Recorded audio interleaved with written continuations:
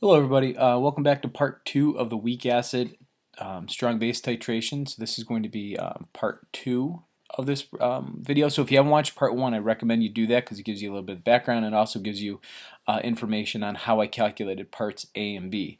This video I'm going to focus on parts C, D, and E and show you how to do these, and it's really pretty much the same pattern over and over again. I'm just going to highlight a couple important spots in this video. Okay, so what I did in the last video for part B, you would do that for 11 milliliters, 8 milliliters, 19 milliliters, 75 milliliters.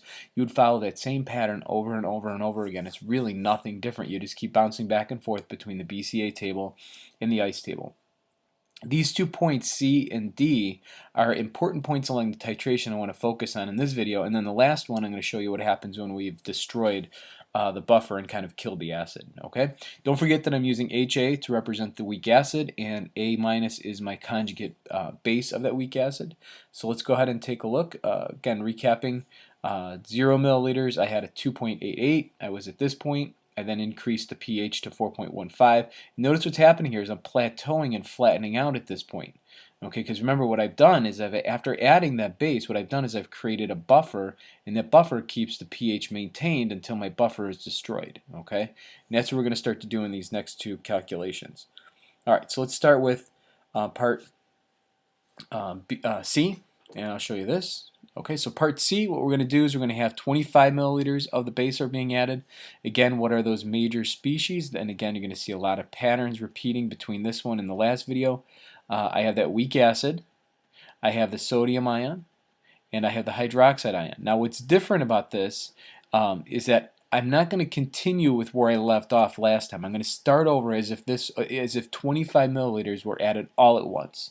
Not that we did it drip by drip or little bursts like you guys actually do titrations. We're going to mathematically calculate this as if it went from 0 to 25 immediately.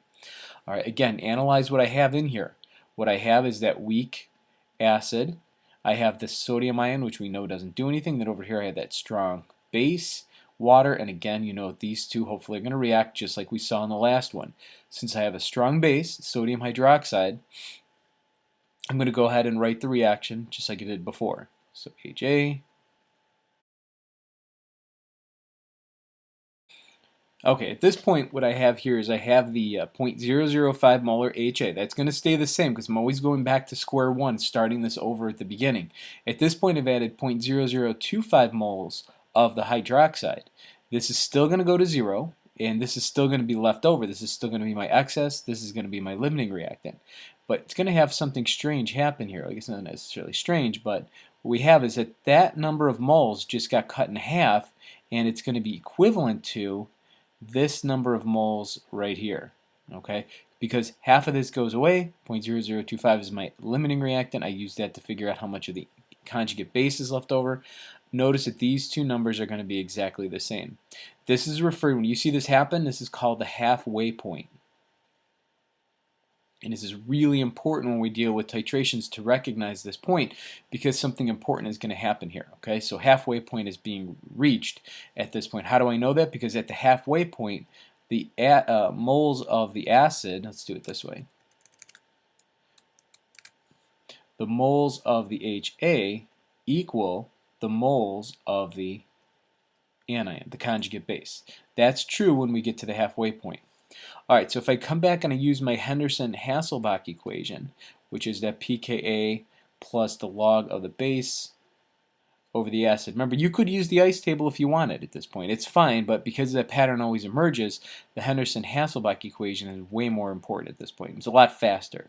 So 4.75 plus the log of the base, which is equal to 0.0025 moles over 0.0025 moles. Well, if I have the log of 1, that basically comes out to 0. Log of 1 is 0, so therefore this portion always drops out. So what we find is that since this part over here always drops out when we are at the halfway point, because remember at the halfway point these two moles are always equal, and if they're in the same volume, this portion will always drop out. We can say that at the halfway point my pH equals my pKa. And as a result of that, if I did and I took away the negative log of both sides, I could also say that my hydrogen concentration is equal to my Ka. This is really important to memorize this because I guess I wouldn't say memorize it, but if you understand the logic of what's happening, it's just pretty easy to get this information, because this is a way to find the Ka of an unknown acid. And this is what we're going to do in our next lab. We're going to find the unknown acid's Ka by finding the halfway point. So it's really important and critical to remember that. So I come here, this is half equivalency. I like to call it the halfway point. A lot of textbooks and a lot of chemists do. So at this point here, we've reached 25 milliliters. So at 25 milliliters, my pH still is not that much. I'm going to kind of bring this number over here, is 4.75. So it still has reached, it's still maintaining that pH of about 4.75. Now the thing about this though is, take a look at this. My pKa is 4.75. My buffer maintains the pH around that region. So for this particular acid, this acidic acid, it will always maintain a pH of around 4.75.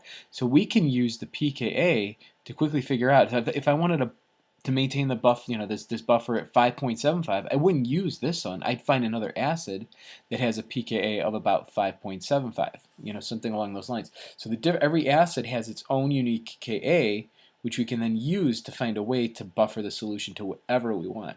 Okay, and I'll talk a little bit more about that at the end. So here, 4.75. Okay, all right, so let's continue on. Okay, now I'm going to do part D, which is the 50 milliliters of the sodium hydroxide reached. I'm going to just go through everything. I think you get the idea with the major species. I'm going to go ahead and set this all up, and then we'll talk about it.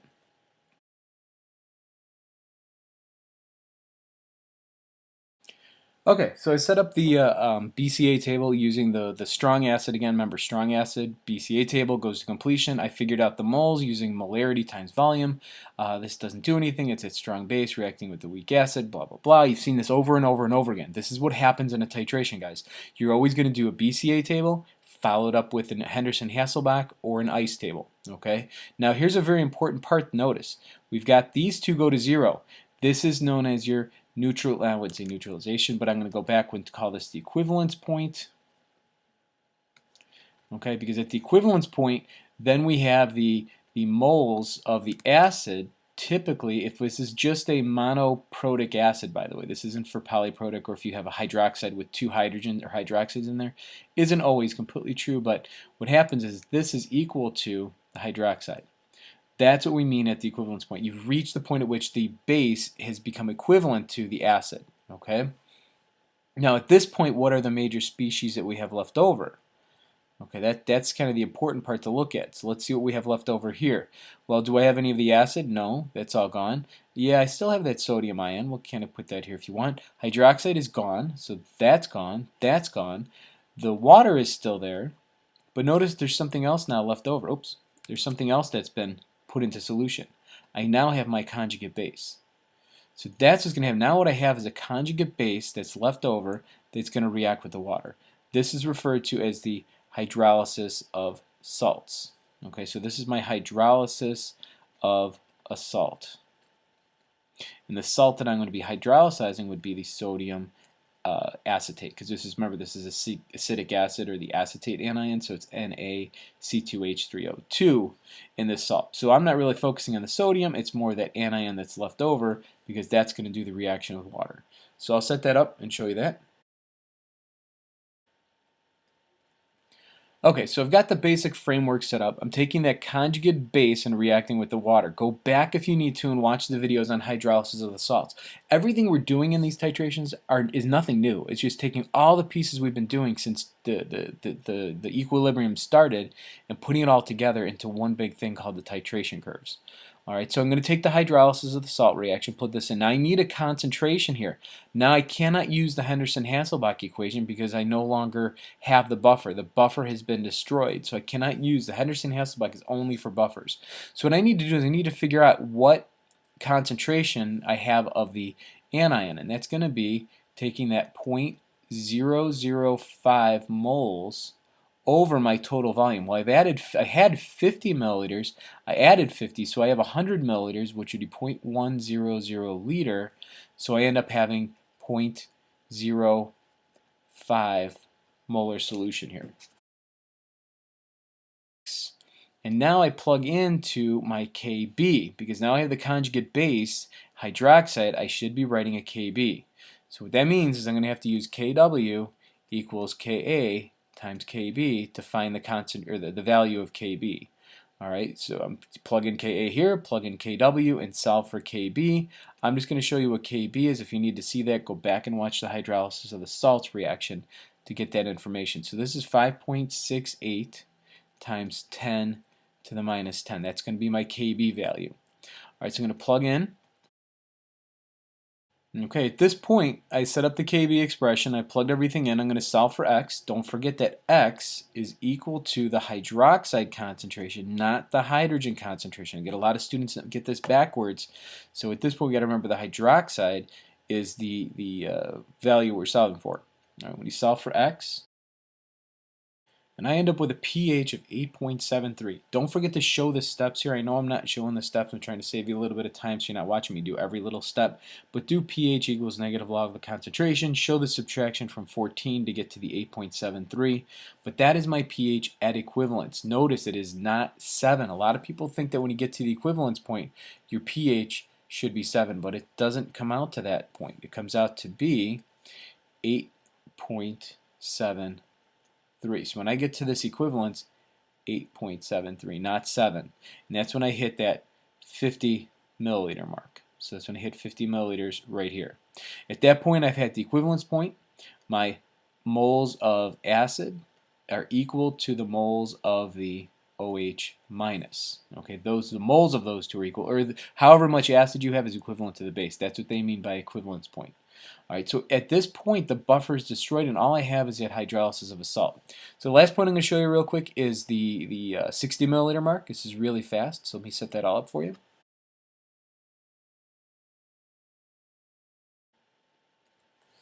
Okay, so if you do this last setup with the 60 milliliters, what happens is the limiting reactant has now switched. Your limiting reactant is no longer the hydroxide. It is now dominating and has pretty much killed that acid, and that's why the buffer is gone, because the buffer is no longer present because the weak acid is gone, and all you're left with is a strong base and a conjugate base of a weak acid. This is a weak base.